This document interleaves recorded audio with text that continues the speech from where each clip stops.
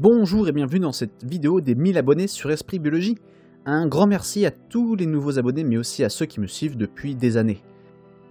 Et j'aimerais adresser un merci tout spécial à Julien Benoît de la chaîne Entracte Science qui a permis de faire connaître un peu plus ma chaîne. Notamment en me permettant de tourner une vidéo avec lui sur un projet que j'ai mené en Afrique du Sud. La petite tradition sur la chaîne maintenant, depuis la vidéo des 500 abonnés, c'est que les vidéos de paliers d'abonnés sont des recettes. Mais pas n'importe lesquelles. Des recettes qui ont un lien avec la paléontologie et ou la géologie. Et en ce moment, je suis autour de Châtellerault en Touraine, et on va s'intéresser aux couches géologiques fossilifères du Turonien. La région autour de Tours, que l'on appelle la Touraine, est connue pour une roche particulière que l'on utilise dans la construction, le tuffeau. Le tuffeau, c'est une roche qui est à mi-chemin entre un sable et un calcaire, et qui est très blanc. D'ailleurs, l'utilisation des roches locales se voit dans les bâtiments, mais aussi par la présence de nombreuses mines abandonnées. Cette couche géologique date du Crétacé supérieur, il y a entre 94 et 90 millions d'années avant notre ère. Et justement, la région de Touraine a donné son nom à cette période que l'on appelle le Turonien. Près de Châtellerault, le Turonien se découpe en 3 niveaux différents.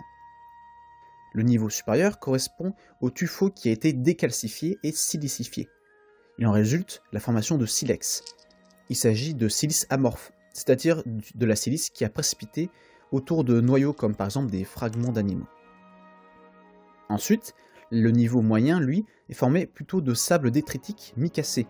Le mica, c'est un minéral que l'on retrouve dans beaucoup de roches magmatiques. En l'occurrence, ici, ce sont des micas blancs, donc des micas qui ont une couleur claire, et qui ont la particularité d'être brillants, comme des petits miroirs. Et donc, tous les petits minéraux brillants que vous voyez ici sont des micas issus de l'érosion du continent. Mais le niveau le plus intéressant du point de vue paléontologique à Châtellerault, c'est le niveau inférieur. Il s'agit d'une craie très blanche et qui est riche en fossiles de bivalves. Et c'est là-dedans que je suis parti aller chercher quelques fossiles. Alors pour trouver des fossiles, il y a plusieurs techniques. Dans les endroits qui sont plats comme la région de Châtellerault, le mieux c'est d'aller voir dans les champs, car on peut trouver quelques fossiles. On peut aussi essayer dans des coupes près des routes par exemple, où il y a des petites falaises qui sont exposées. Alors là j'avais repéré depuis la route ce petit affleurement, et on peut voir ici, là, un fragment de bivalve. Si on cherche un peu encore, on peut probablement en trouver d'autres. Ici, voilà. Là, c'est une empreinte de bivalve avec des petits bouts de coquilles dessus. Mais il y a aussi une technique bien connue, c'est de prendre les cartes géologiques et de regarder où est-ce que des fossiles ont été trouvés par le passé. Les endroits où les fossiles ont été découverts sont marqués par ce signe. Et les cartes sont toutes libres d'accès sur Infoterre, une application qui est téléchargeable sur n'importe quel téléphone. Moi, je suis en particulier allé fouiller ce site et allons voir ce que j'ai trouvé.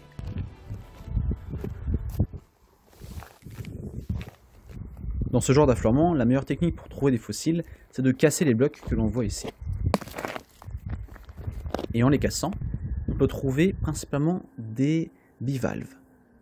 Et plus précisément, le bivalve le plus commun ici, c'est Inoceramus. Il est reconnaissable à sa forme plutôt ovale et à des rides de croissance bien visibles. On peut aussi trouver des fragments appartenant à d'autres espèces de bivalves. On peut aussi, avec un peu de chance, trouver des gastéropodes, voire des oursins, mais je n'en ai pas trouvé. On peut aussi trouver des petits fragments de tubes avec des trous dessus. Il s'agit de fossiles de bryozoaires, de petits organismes animaux qui vivent fixés sur le fond et qui filtrent. Ce sont d'ailleurs des colonies de petits animaux, un peu comme les coraux. Mais on peut aussi trouver dans la craie beaucoup de traces de fer oxydé qui donnent des taches oranges. Dans la région, il est possible de trouver des ammonites, mais ce n'était pas vraiment le cas ici. Et bon, cette recherche de fossiles se termine par, évidemment, de la craie partout. Maintenant que l'on a exploré le potentiel fossilifère du coin, passons à la recette pour les 1000 abonnés. Ce que nous allons faire, c'est une représentation des 3 couches du Turonien dans la région de Châtellerault. Pour la couche supérieure qui est silicifiée, on va utiliser des pruneaux, car ceux-ci ressemblent grossièrement à des silex. Et ces pruneaux, on va les mettre dans un cheesecake. La recette est très simple. Il suffit de prendre du yaourt végétal nature. Attendez. Merde, on a oublié d'en acheter. Vite! Ah, c'est pas la bonne clé.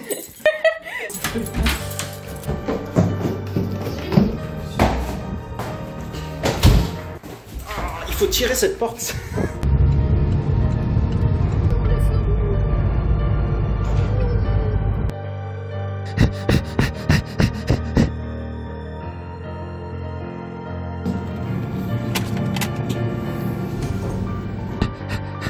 Allez!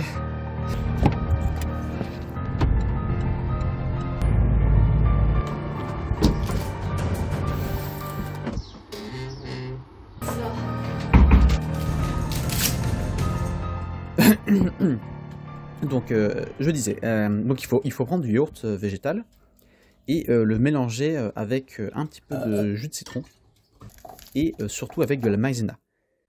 Il faut ensuite bien mélanger en faisant gaffe à ne pas en foutre partout. Oh fuck. Et bien sûr, ajouter les pruneaux.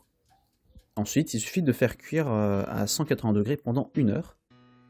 Et une fois que la cuisson est terminée, de le faire refroidir et le mettre au frigo pendant 1 heure également ou toute une nuit. Pour la partie centrale qui est plus sableuse, on va faire bien évidemment un sablé.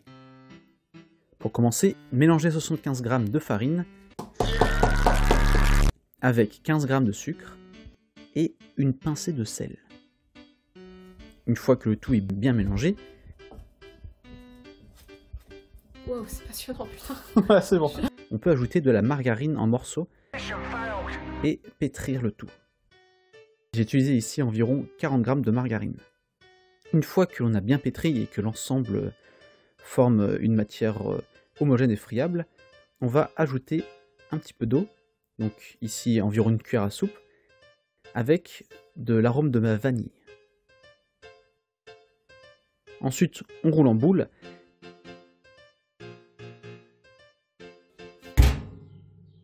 Et là, la pâte va commencer alors à s'énerver et à devenir violente. Vite, vite, il faut la mettre dans le pot, vite. Ah, vite, le couvercle. J'ai pas de couvercle. Ah. Ok, nous avons réussi à la contenir. Il faut l'enfermer, voilà, et la laisser reposer environ 30 minutes. Ok, je crois qu'elle s'est calmée. Alors voilà, ça fait 30 minutes, et vous voyez que la pâte est complètement calme. Elle est prête à être travaillée. Pour qu'elle reste calme, il ne faut pas oublier de montrer votre supériorité à la pâte. Donc, alors pour la travailler, il suffit bien sûr juste simplement de l'étaler sur un plan de travail. Et une fois qu'on a fait la forme qu'on voulait et l'épaisseur qu'on voulait, pas trop épais tout de même pour que ça puisse bien cuire, on n'a plus qu'à enfourner à 160 degrés pendant 15 minutes.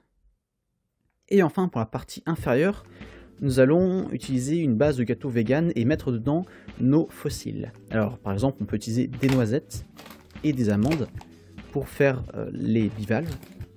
Et pour représenter les briozoaires, j'ai utilisé des petites paillettes de chocolat. Pardon, voilà, elles sont ici. Alors pour cette base de gâteau, on va mettre d'abord 2 jus de citron dans du lait végétal. Alors moi j'utilisais un lait végétal aromatisé à la vanille, ce qui rajoute un goût sympathique. Et on va en avoir besoin d'environ 10 centilitres. Ensuite, on va mélanger la farine, le sucre et de la levure avec une pincée de sel. Enfin, il faut tout mélanger ensemble pour obtenir une pâte homogène. On ajoute aussi de l'huile. Donc ici, on était sur 1,5 centilitres à peu près. Ensuite, on rajoute nos petits fossiles. On mélange de nouveau. On met dans notre moule après avoir posé le papier. Non, pas beaucoup de pâtes. Oh fuck. Et enfin, on enfourne pendant 40 minutes à 180 degrés.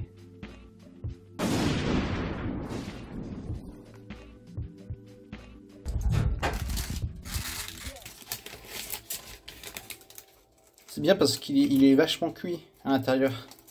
Bon, on va encore faire cuire un petit peu. Voilà. Et une fois que nous avons nos 3 gâteaux, il n'y a plus qu'à les empiler.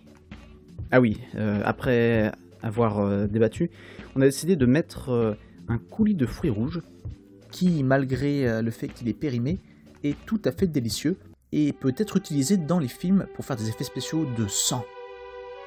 Oh mon dieu, je me suis coupé avec le couteau, regarde. Et non, c'était juste un coulis, regarde, si je l'enlève, il n'y a rien. Attends, quoi? Nous l'avons mis par-dessus le sablé afin d'en rajouter un peu de goût et aussi de reproduire du coup les traces de fer oxydé.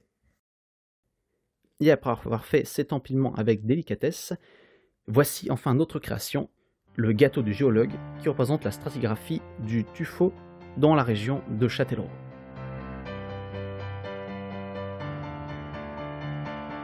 Et il n'y a plus qu'à le déguster.